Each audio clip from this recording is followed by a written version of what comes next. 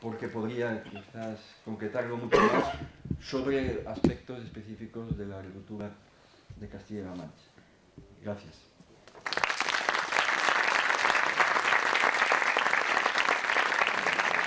Muchas gracias, Albert.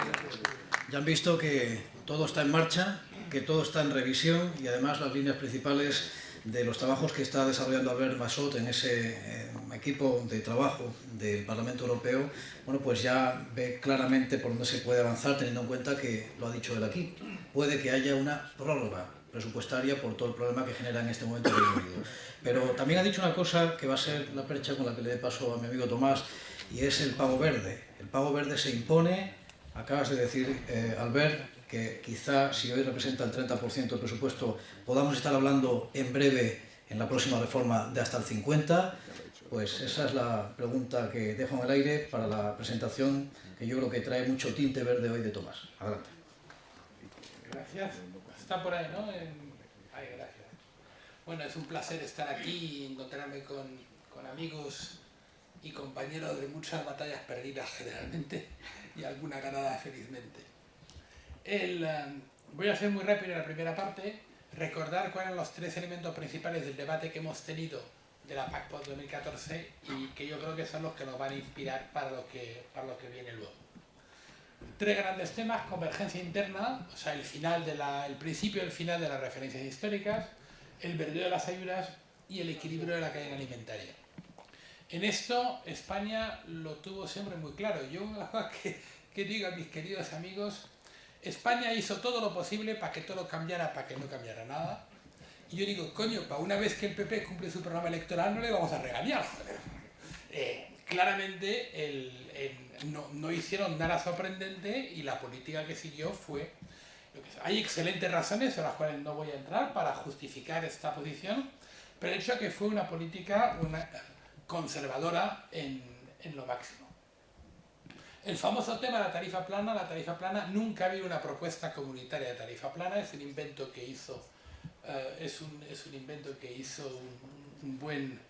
en España siempre se habló de tener en cuenta las realidades administrativas y agronómicas y nunca se ha discutido que hubiera la misma ayuda por hectárea para todas las hectáreas europeas. Pero en fin, en la polémica política ridiculiza la postura de enfrente y como lo ridículo no ocurre, demuestras que ha ganado porque lo ridículo no ha ocurrido. En fin, eso es clásico en el tema. Lo que sí es verdad, bueno, es que los términos que se han utilizado para la regionalización de la reforma son exactamente los mismos términos que se utilizó en el reglamento del 92. Los términos administrativos y agronómicos no es casualidad, es decir, es la misma persona que redactó los dos reglamentos. Y claramente era un guiño para España, y en el fondo lo que ha hecho España es una regionalización a lo Andrés de León. O sea, recogió el plan de regionalización del 92 y tal, y eso estaba evidentemente implícito en el juego. Pero en fin, luego está toda la política, todo lo que hay que hacer, en fin. Pero en fin, el verdeo de las ayudas es la consolidación de una nueva legitimidad, Alberto lo ha dicho claramente, dinero público para ayudas públicas. España ha salido muy viva del proceso de negociación, se lo decía a Jorge esta mañana, el hecho de que se considere que toda la viticultura, la fruticultura y la oleicultura son verdes por definición como la agricultura ecológica, eso no resiste una conversación con un agrónomo. Y es evidente que cuando hablamos de ser serios con el verdeo va a haber obligaciones, tiene que haber obligaciones medioambientales que se impongan. Algunas de ellas ya se están imponiendo, de hecho, sobre los cultivos leñosos, incluyendo la viticultura, que según me han contado en Castilla-La Mancha tiene su importancia. Y el ajo también, pero en fin, el ajo ya está metido ahí. Y el equilibrio de la cadena alimentaria, Scholz fue muy ambicioso, la Comisión lo fue menos, la DG Competencia frenó de cuatro patas, el Consejo fue escéptico y el Parlamento Europeo estuvo de punta de lanza, pero el resultado actual es absolutamente incomprensible. El texto del reglamento es inaplicable, incomprensible, y eso es el resultado de de unas negociaciones que acabaron a las 3 de la mañana y cualquier propuesta que permita irse a la cama consigue un acuerdo generalizado en estas condiciones, ¿no? Para mañana los temas son los mismos, pero España ha cambiado. Claramente desde España, el gobierno de España, unos dirán por vocación, otros dirán por obligación, yo ahí no entro, pero está claro que está demostrando un talento negociador particularmente fuerte, y eso hay que reconocerlo.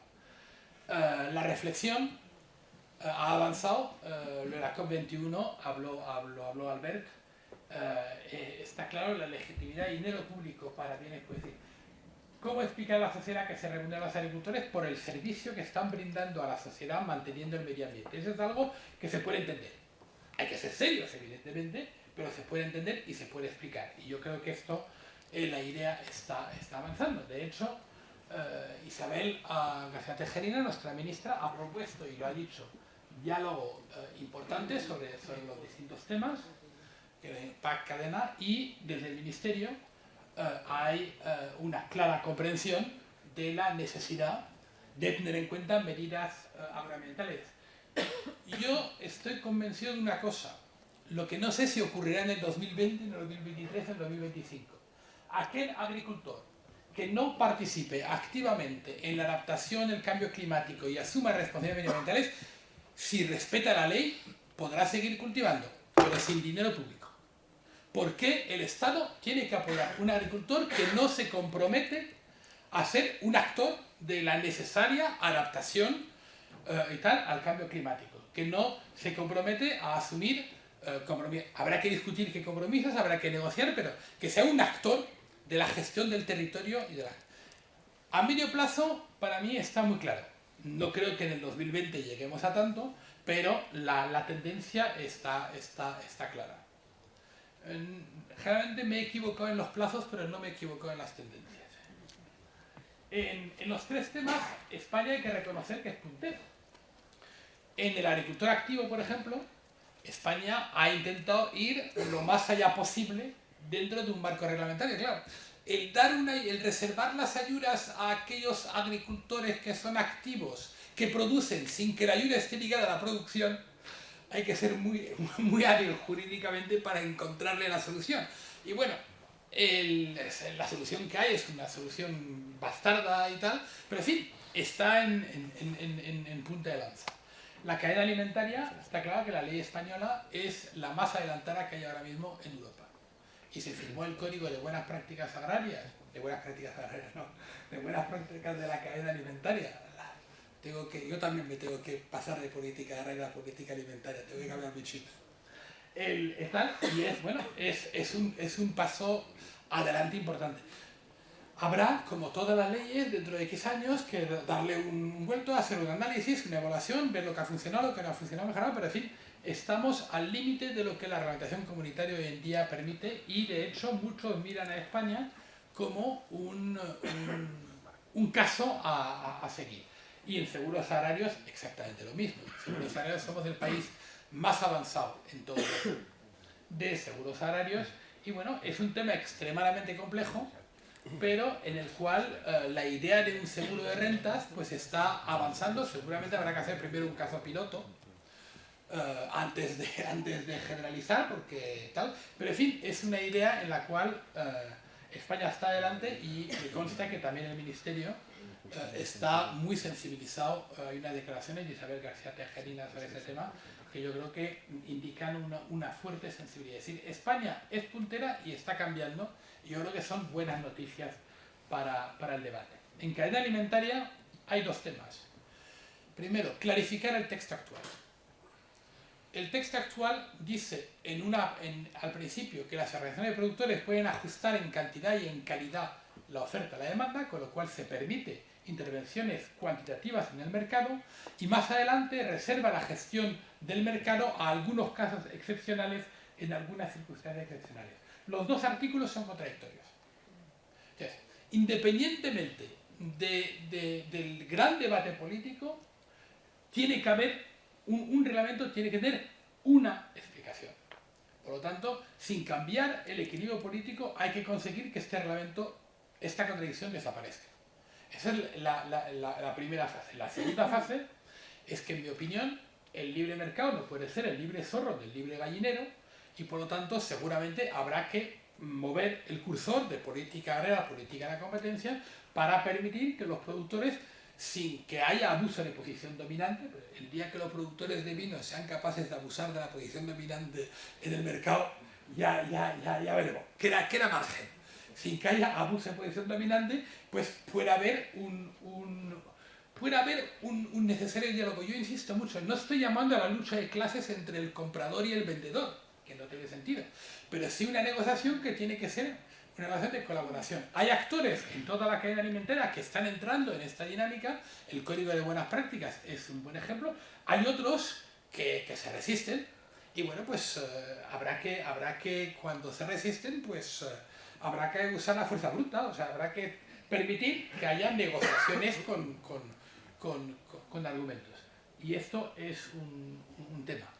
Dentro de todo esto, la gestión privada de las crisis, la gestión privada actualmente es una vez que ha estallado la crisis. Es decir, tú no le puedes pedir a unos habitantes del bosque que apaguen el incendio del bosque una vez que se ha declarado oficialmente el incendio, porque para que se declare oficialmente el incendio tiene que estar el incendio, la crisis, el incendio generalizado. Tiene que haber un incendio, se tienen que dar cuenta, tienen que adoptar medidas, tienen que dar. La gestión preventiva tiene sentido antes o al principio, cuando el bosque empieza a incendiarse, cuando los primeros focos, cuando la temperatura sube, cuando las condiciones son óptimas para que pueda saltar el bosque, es cuando hay que hacer la acción preventiva. Los incendios forestales se previenen en invierno, no en verano, limpiando los bosques. La acción privada, de la gestión privada de crisis, que está muy bien, tiene que ser preventiva y no una vez que la crisis haya pasado. Y bueno, en el vino hubo una propuesta en un momento dado, la hubo también en el aceite de oliva, y eso tiene que clarificarse en el marco de lo que se puede hacer con la competencia. Tema muy importante porque no tiene coste presupuestario.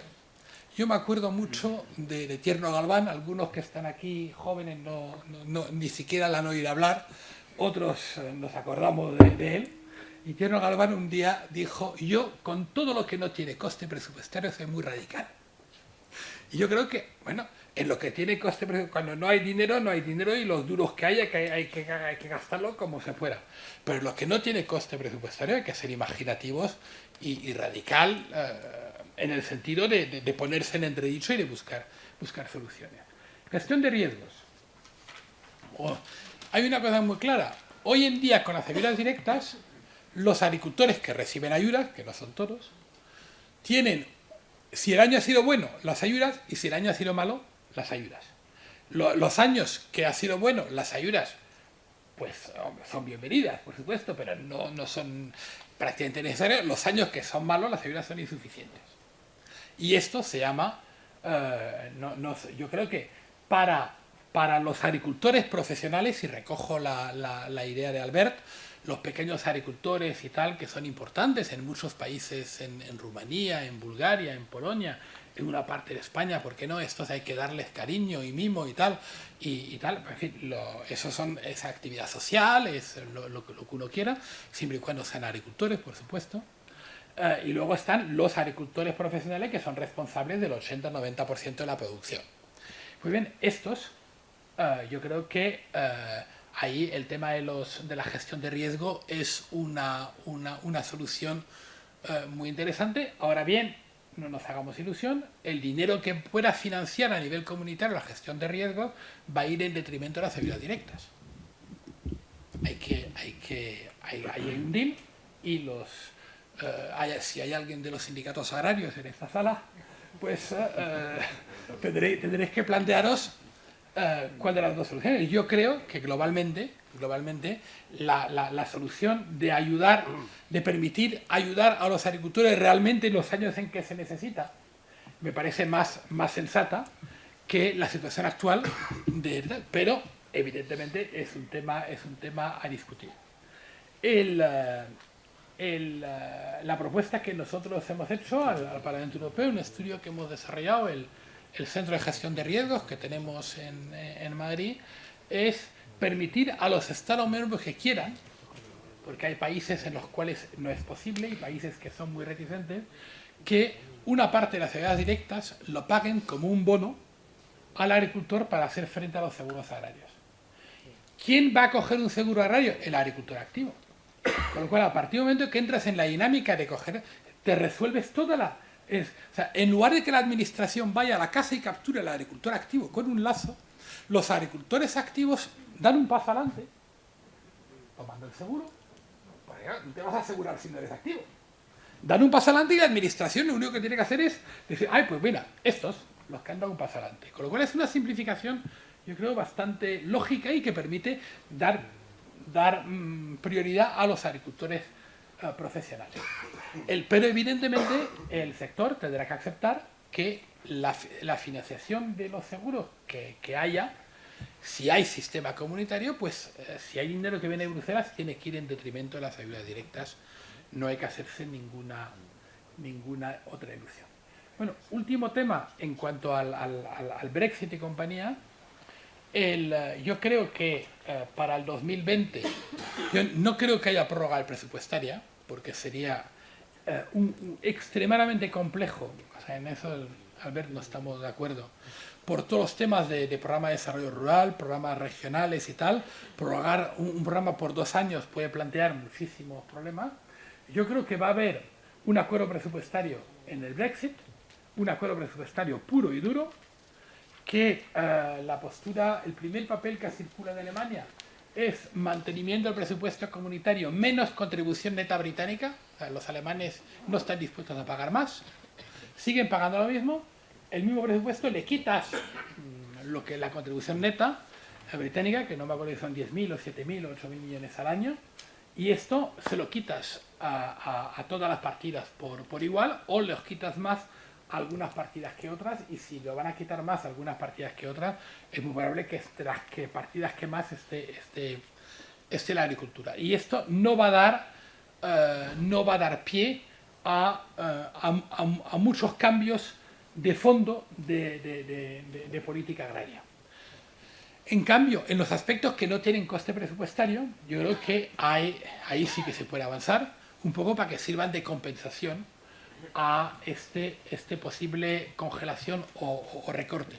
Fijaros que estamos hablando de congelación y recorte en un ambiente macroeconómico, y Alberto ha hecho muy bien, en donde la inflación reaparece. Pero claro, que nos congelen las ayudas en términos nominales cuando no tenemos inflación, bueno, pues nos quedamos igual.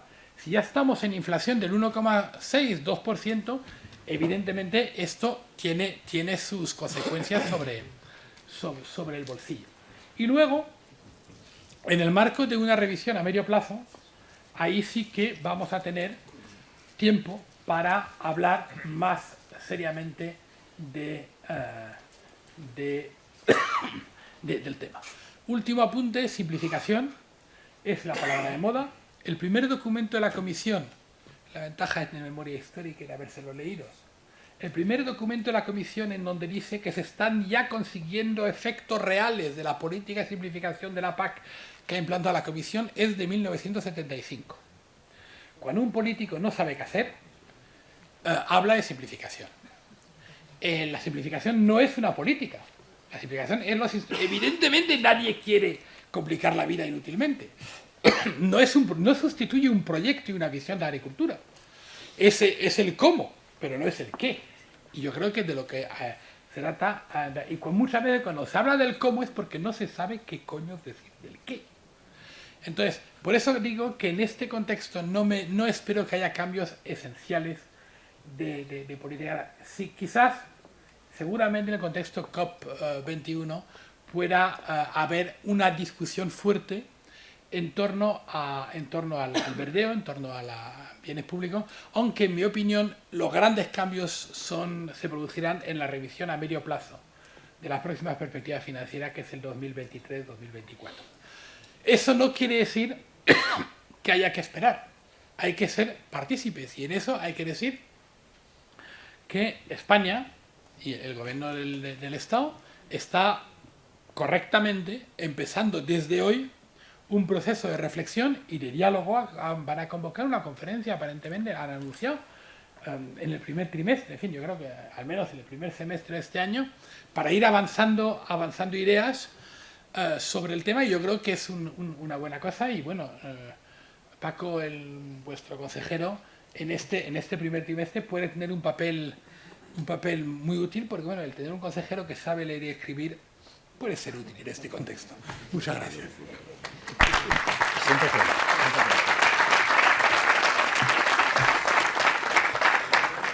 Vaya manera de acabar, has terminado, Tomás.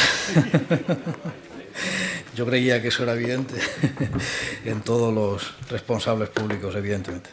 Bueno, hay una cosa que no he dicho.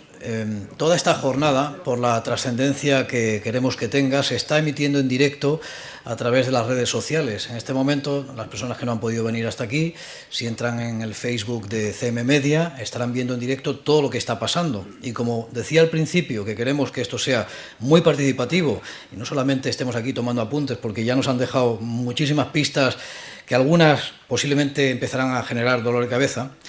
Bueno, pues vamos a abrir un pequeño turno de preguntas. Tenemos un micrófono inalámbrico, por si quieren alguna cuestión a estos dos magníficos ponentes, que desde luego pido un aplauso para los dos ya en conjunto, por traernos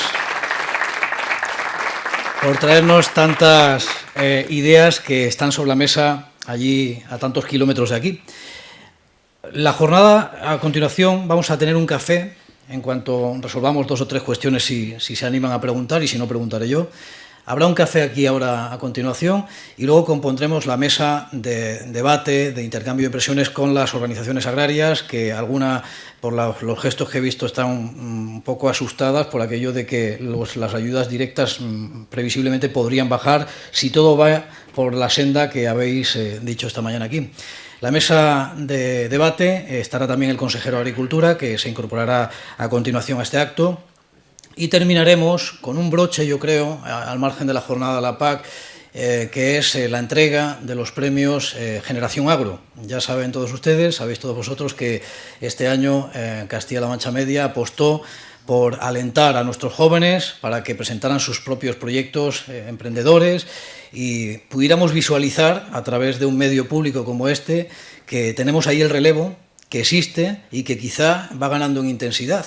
De hecho, en la última convocatoria de incorporación, bueno, la primera ya con cargo a este PDR que ha hecho la Consejería de Agricultura, 2.000 solicitantes. Vamos a ver cuántos de ellos se quedan, cuántos cumplen con una manera quizá más ambiciosa de poder justificar esas ayudas, pero son 2.000 personas que han dicho que vienen para quedarse, o esa es la intención. Generación Agro resolvió ya a los ganadores, están aquí además. Es un premio que ha patrocinado Banco BBV están aquí también sus responsables. Saludo igualmente al resto de entidades financieras que en este contexto de la PAC también están aquí presentes. En fin, veo a Caja Rural Castilla-La Mancha, mi amigo Goyo, Global Caja también, Alberto. Y en fin, vamos con ese turno de preguntas, si les parece. Ahí tenemos a Nuria Villanueva, responsable de los servicios técnicos de cooperativas, que además, efectivamente, parece que se abren grandes oportunidades en esta parte no presupuestaria que se podría revisar para las organizaciones de productores y, por tanto, para las cooperativas. Nuria, adelante. Hola, muy buenos días. Para don Tomás, le quería preguntar, a raíz de la orientación hacia la gestión de riesgos que puede tomar la reforma, no sé si estamos hablando solo de seguros de cosecha o estamos hablando de otros conceptos nuevos, porque además en su presentación he visto que estaba hablando que no se habla del sistema americano ni se desea. Entonces, es un poco qué tipo de novedades respecto al sistema de seguros actuales está pensando en esa gestión de riesgos nuevas en la reforma.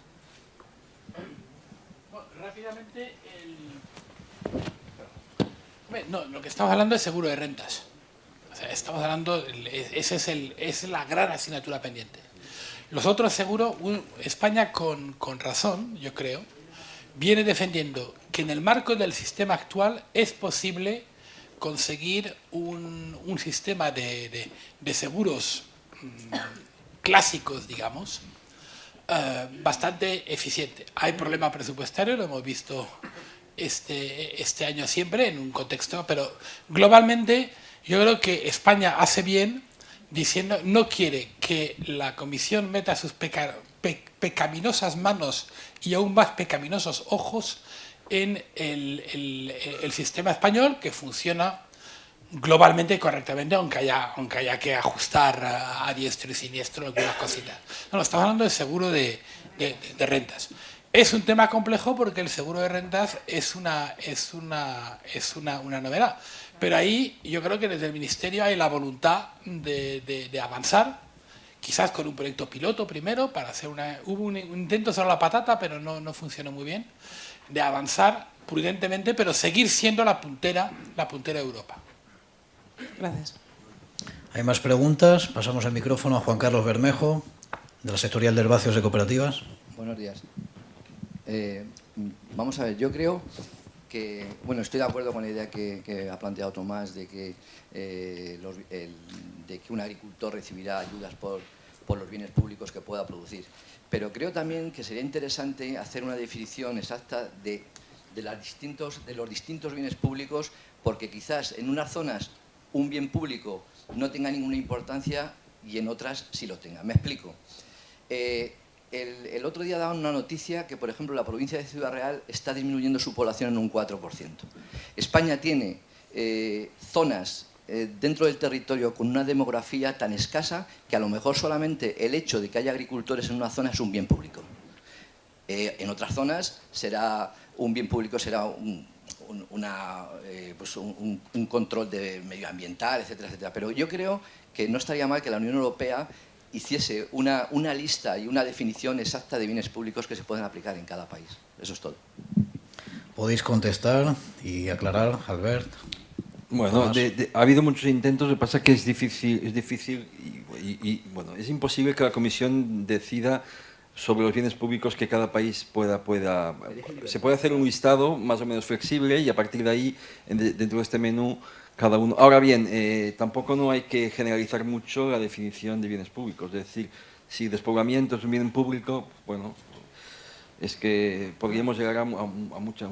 Quizás hay objetivos de política de desarrollo rural que no precisan ser definidos como bienes públicos. El despoblamiento es uno de ellos.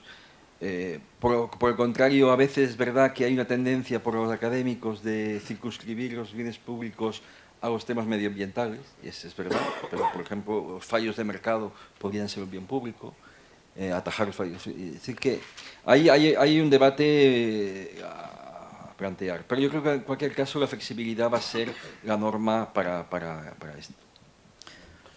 Si tú consideras que los bienes públicos es fijar población en zonas donde hay mucho abandono, es una pregunta pasada. ¿Estás planteando que el dinero de la PAC sirva para instalar emigrantes que están ahora en Grecia? Porque si la manera más eficaz de fijar población en zonas abandonadas quizás no sea una agricultura extensiva cerealista que puede trabajar fácilmente con... mi mujer es de Palencia, todos los agricultores de la zona, desde que tenemos buenas carreteras, viven en Palencia porque allí es donde están los colegios, la mujer, el tal. Y van a trabajar a Paredes de Nava o a Fuentes o lo que sea, van a trabajar a la oficina, como yo que tardo 3/4 de hora en Madrid, trabajan y tienen tal. Con lo cual, la agricultura de por sí no tiene por qué ser fijadora de población. En cambio, podría ser una idea muy interesante y eso les gustará a muchos que quieren recortar el presupuesto agrario, el utilizar el presupuesto agrario para fijar población emigrante que está ahora mismo en Grecia. Eso podría ser... Hay que tener mucho cuidado con las ideas que se van planteando en el ámbito europeo porque te pueden dar la vuelta claramente. No creo que fijar población pueda ser un bien público objeto de la política agraria. Para esto tiene que haber otras políticas que no son la política agraria. Si no, porque al mismo tiempo uno de los objetivos que tenemos es una agricultura competitiva, empresarial, orientada al mercado, que produzca alimentos de calidad a un precio razonable por los consumidores. Y eso entra en contradicción con fijar población si no es... Entonces, yo no creo que las ayudas públicas, las ayudas directas sean el instrumento. Otra cosa podría ser el desarrollo rural, el desarrollo regional y tal, pero eso es... Esto planteado en Bruselas es un peligro porque podría transferir fondos de un sistema que hoy en día está pagado al 100% por la comunidad a un sistema cofinanciado, lo que sería una mala noticia para España, o transferir fondos de la política agraria a la política regional. Tenemos una pregunta ahí en la penúltima fila, por favor. Se presenta, creo que de Guadalajara, ¿verdad? José Luis Delgado de Guadalajara, gracias, de COAG. Partiendo de la realidad que comentaba Tomás, en los desequilibrios en los pagos base y la necesidad real también de buscar una vía alternativa que cubra las pérdidas de renta a través de los seguros, yo quería plantear si el hecho mismo de que los pagos base actualmente se hagan y se ejecuten por hectárea en una tarifa plana, muy atomizados, porque al final cobran ayudas prácticamente todos. Si no sería más interesante primero concentrar en los auténticos profesionales, los que desarrollan, invierten y viven exclusivamente de la agricultura, que evitaríamos esa dispersión de fondos, y como medida secundaria trabajar la línea de seguros, pero modificar el actual sistema de repartos del primer pilar, porque realmente lo que no está funcionando es eso, es lo que yo por lo menos personalmente entiendo. Una ayuda por explotación que garantice el futuro de las inversiones y un complemento a través de los seguros agrarios, pero priorizando y concentrando los fondos en los auténticos profesionales del sector. Muchas gracias. Brevemente, porque vamos a dar un par de preguntas más, 3. Pasamos el micrófono aquí a la primera fila, por favor, Tamara, y vamos contestando a nuestro amigo de Guadalajara, de COAG. Yo creo que el concentrar las ayudas en los auténticos profesionales quiere decir que la administración tiene que ir a la caza y captura de los auténticos profesionales. Y yo creo que esto es complicadísimo y además fruto de arbitrariedades y además quien hace la ley hace la trampa. Yo prefiero con creces un sistema en que sean los auténticos profesionales que llamen a la puerta de la administración para pedir para definirse. ¿Cómo? Asumiendo seguros. Si asume un seguro, es que tiene algo que asegurar, tiene una actividad económica que asegurar y por lo tanto se define. Otra cosa que tú planteas y es muy interesante es el tema de la equidad. Es decir, una vez que se paguen los seguros, pero eso ya es un tema de discusión política entre los distintos partidos políticos, los que le dan más prioridad a la equidad y más prioridad a la eficiencia, pero se podría plantear perfectamente que la subvención por seguros agrarios pues sea en porcentaje menor o sea mayor para las primeras 20 o 30 o 40 hectáreas o X hectáreas y para menos, o que sean las primeras 100 hectáreas de cada agricultor. Es decir, ahí hay mecanismos de equidad social que se pueden incorporar si esto políticamente se quiere. Pero prefiero con creces un sistema de autoidentificación a un sistema de caza y captura al lazo por la administración. El debate no termina aquí, en todo caso. Albert, añade lo que consideres para dar la palabra a José María, a Víctor y a mi amigo de los Llévenes. Y vamos a ir cerrando para tomar un cafetito, hacer una parada técnica, porque la mesa nos va a dar también mucho juego. Adelante. No, respecto de cortar en rodajas, primero concentrarnos en modificar o mejorar unas cosas y después atajar el problema de los seguros horarios. El problema es que las reformas de la PAC son cada 5 años, es decir, el calendario es el calendario y no podemos tampoco ir esperando infinitamente. Y es posible, bueno, seguro, que cuando discutamos sobre el nuevo diseño de los pagos básicos, de los pagos directos en general, es cuando vamos a incorporar el tema de los seguros agrarios. Va a ser simultáneo, obviamente, en el próximo debate. Por otro lado, en cuanto a lo que antes tú comentabas de lo fácil que lo tenemos nosotros o más fácil que otros países para imponer un seguro de rentas, está claro, nosotros tenemos un sistema de módulos que automáticamente ya está pensado, en su momento cuando se definió, ya estaba pensado para que en el último extremo, el caperuzón, fuese ya el seguro de rentas. Es decir, que nosotros estamos muy bien preparados en comparación a otros. Claro, el problema de lo que tú dices es de que únicamente sea seguro de rentas lo que se baraje en la próxima reforma de la PAC. Esto nos sirve a nosotros porque tenemos ya los otros sistemas ya cubiertos. Pero claro, es que nos encontramos que prácticamente todos los países de la Unión Europea no tienen seguros, ni de cosechas, ni de nada. Es decir, que de un modo u otro, en los demás países, el incentivo para el seguro de rentas tiene que venir acompañado por el seguro de producción, es que es evidente. Y esto también significa más flexibilidad para que los estados se decidan por un formato u otro. Y por último, en cuanto al tema de la equidad, bueno, yo publiqué un artículo sobre ese tema. Yo creo que un tema es interesante porque podemos avanzar muchísimo sobre la equidad.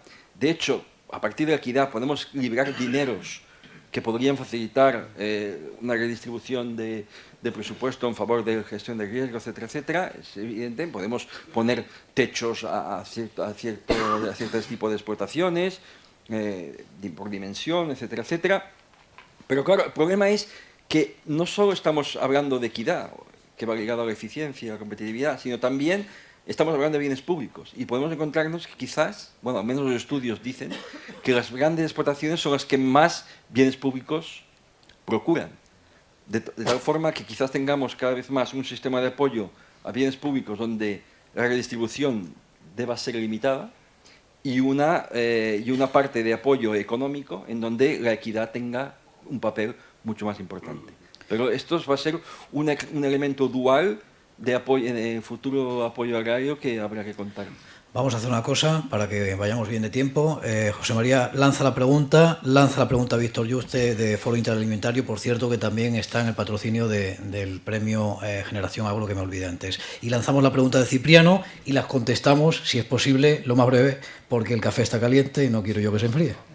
José María. Yo no quiero que ahora que se enfríe. Adelante. Conocer el calendario que nos presenta Albert, bueno, pues cuando estás en Bruselas, lógicamente, venirte sin haber hablado con él un rato es cometer un error. Así es. Es decir, porque luego se cumplen siempre, o sea, es cometer un error y eso es una orientación que nos viene muy bien a todos los que estamos en esto. O no tener en cuenta las orientaciones que hace Tomás es otro error. Creo que la experiencia que tuvimos cuando la reforma última de los ACM del vino fue definitiva. Yo me acuerdo perfectamente las horas que echamos aquello y viendo cómo podía venir la cosa, independientemente de la comprensión que había aquí a la hora de entender cómo tenían y a dónde tienen que ir las ayudas. Pero mi pregunta es, ¿va a haber renacionalización de la PAC? ¿Está habiendo ya renacionalización de la PAC? Y si está habiendo renacionalización de la PAC, nosotros tenemos un modelo de agricultura para enfrentarnos a crisis como las que va a generar el Brexit o el modelo radical de control del presupuesto alemán o ese modelo ya mejor que tienen los franceses en su agricultura. Y si teniendo en esa expectativa, que yo lo desconozco, me gustaría que vosotros, si de verdad lo de la renacionalización de la PAC o el que bajen las ayudas va a ir a más, ¿vosotros creéis que aquí hay modelo de agricultura para enfrentarse a esa situación en España? Y si con el modelo del Estado de las Autonomías nosotros estamos capacitados para permitirnos el lujo de seguir sin hacer una política pedagógica real y de compromiso de los agricultores con todo lo que habéis contado. Porque un agricultor, desgraciadamente hoy en nuestra región, le preguntas por la PAC y en un 80% solamente te van a hablar de que es un papel que se reña para cobrar una ayuda de dinero público. Vamos a conocer, José María, perdona, la pregunta de Víctor Yuste. Sé que va a ser difícil contestar todo en poco tiempo, pero me anuncian que el consejero de Agricultura está ya llegando y como el café está previsto para ahora, vamos a intentar ajustarnos para que luego lo que no hayáis podido responder en la siguiente mesa retomamos. Víctor Yuste y Cipriano, las dejamos ahí en el aire, si da tiempo a contestarlas y si no, yo retomo a continuación. Gracias, Jorge. Muy brevemente, aparte facilitará a Albert y a Tomás, porque bueno, yo creo que su experiencia, su bagaje y lo que os queda por delante, bueno, se ha puesto de manifiesto en estas exposiciones. Quería un poquito mover un poquito el foco, ¿vale? Con el tema de la PAC. Yo creo que al sector agroalimentario agrario lo que les preocupa es asegurar la renta agraria. Tenemos que recordar que la PAC de media, sabemos que muchas producciones no tienen PAC, suele ser un 30% de la renta agraria, eso que cubre.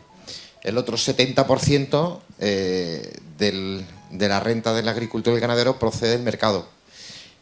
Tomás ha citado el tema de la cadena y yo mi pregunta es, además a colación con los premios que actualmente vamos a dar, bueno, a continuación, que se va a reconocer ya no la PAC ni las subvenciones que estos emprendedores quieren de la PAC, sino que se va a reconocer es un negocio agroalimentario dirigido al mercado, ¿no? Mi pregunta es, ¿podemos lograr que, con independencia que la PAC ayude a mantener una renta agraria, podemos hacer que los agricultores y ganaderos de este país, en concreto de esta comunidad autónoma, ganen en eficiencia, ganen en innovación, ganen en nuevas formas de gestión o nuevas formas de producción para asegurar esa renta agraria y, por supuesto, para que sean un eslabón más fuerte dentro de la cadena agroalimentaria de este país? Hay que tener en cuenta que sin agricultores y ganaderos el resto de la cadena sobraría. Y los consumidores nos quedaríamos, por supuesto, sin alimentos buenos, sanos y, por supuesto, también al mejor precio posible. Gracias, Víctor. Pasamos el micrófono 2 filas atrás para conocer la pregunta de Cipriano y ahora yo refresco la memoria. Preguntaba Fresneda si se va a regionalizar la PAC.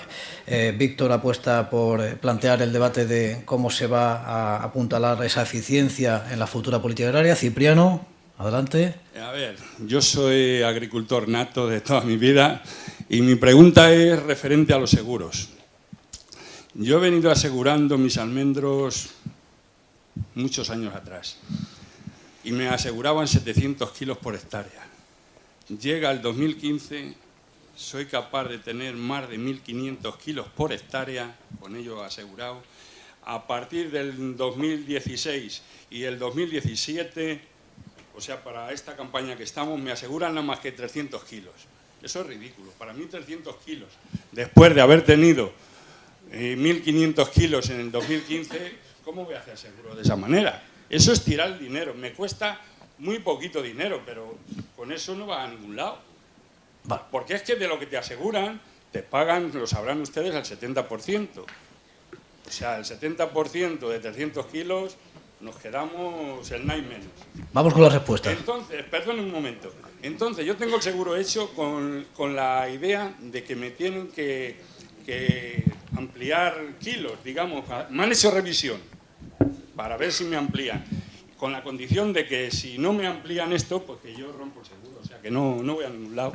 Muchas gracias. Gracias, Cipriano. Regionalización, que preguntaba Fresneda. Renacionalización, adelante. Y bueno, Víctor, eficiencia, seguros.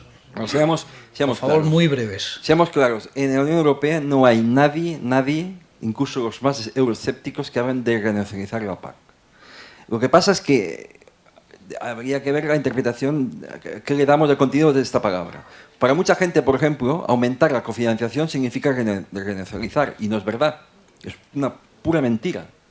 Podemos aumentar la cofinanciación, podemos incluso cofinanciar los pagos directos y no estaremos en una política renacionalizada. Seguiremos teniendo una política común, sobre todo si tenemos aspectos regulatorios, como antes hemos comentado, tan importantes como derecho a la competencia, etcétera, etcétera, la cadena alimentaria y muchos otros elementos que se definen a nivel comunitario. Y hay elementos que deben ser definidos a nivel comunitario. Otra cosa, y es que la política agrícola común no tiene que ser la única política agrícola. Toda política agrícola común necesita al lado una política agrícola nacional o una política agrícola regional. Porque no todos los temas que corresponden a nivel comunitario. Estamos en un sistema multinivel y a cada nivel le corresponden unas responsabilidades. Hay temas que se tienen que decidir a nivel comunitario porque es el mejor nivel de decisión, otros a nivel estatal y otros a nivel autonómico. Y el problema es que, tristemente, en España y en las comunidades autónomas prácticamente no hay políticas agrarias propias. Este es el problema.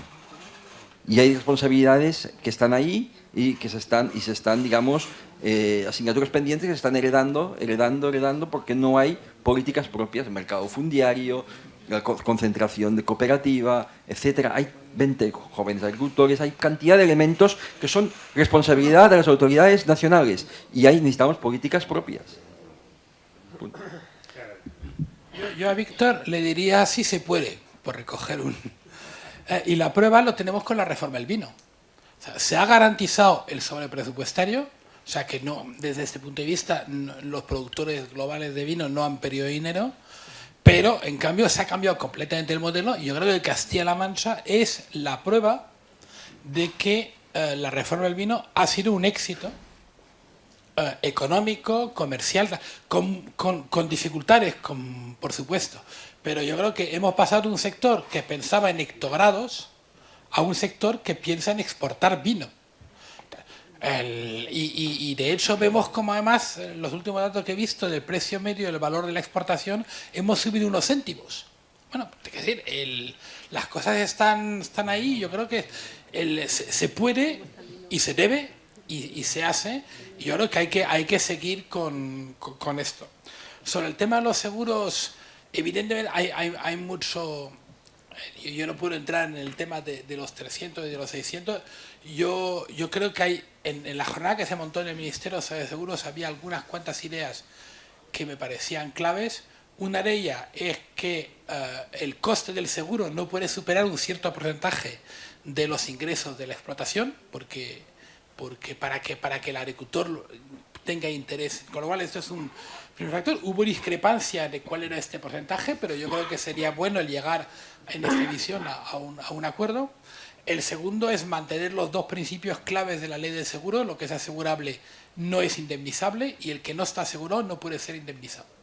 Y eso a los políticos les cuesta en campaña electoral muchísimo aguantarlo, pero si queremos mantener un sistema de seguros, lo que no se puede es asegurar a la gente, indemnizar a la gente que por su parte no ha hecho lo que tiene que hacer para asumir su riesgo. Otra cosa es, y lo que tú planteas tienes razón, y yo creo que hay que darle cada año una vuelta a los distintos seguros, que los seguros que se ofrecen tienen que ser seguros razonables. Eso está también claro, forma parte del acuerdo.